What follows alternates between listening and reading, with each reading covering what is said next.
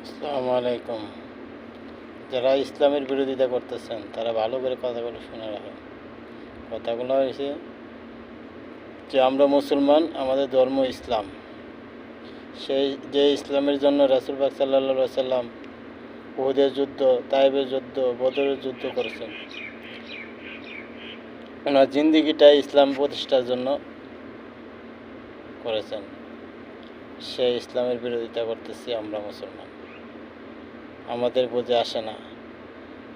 আমরা যারা ইসলামের বিরোধিতা করতেছি, রাসূল পাক সাল্লাল্লাহু আলাইহি সাল্লামের সাথে যারা বিরোধিতা করছে তাদের অন্তর্ভুক্ত হয়ে যাব। এই কথাটা আমাদের বুঝে আসতেছে না। এজন্য ভালো করে মিলায় দেখতে হবে। আমরা যে ইসলাম আমাদের ধর্ম, আমরা যদি ইসলামের বিরোধিতা করি, আমরা আল্লাহর খাতার থেকে ইসলামের নাম কি থাকবে? মুসলমান হিসাবে কি নাম থাকবে? এজন্য ভাই, সামনে আসতেছে কঠিন এক পরীক্ষা, ইমানি পরীক্ষা। আমাদের সামনে নির্বাচন, আমাদের দলিল হিসাবে আল্লাহকে দেখাইতে হবে ইসলামকে ভোট দিয়ে। আমরা মুসলমান যেহেতু, আমরা ইসলাম আমাদের ধর্ম, ইসলামের পক্ষে থাকতে হবে আমাদের ভোটের মাধ্যমে।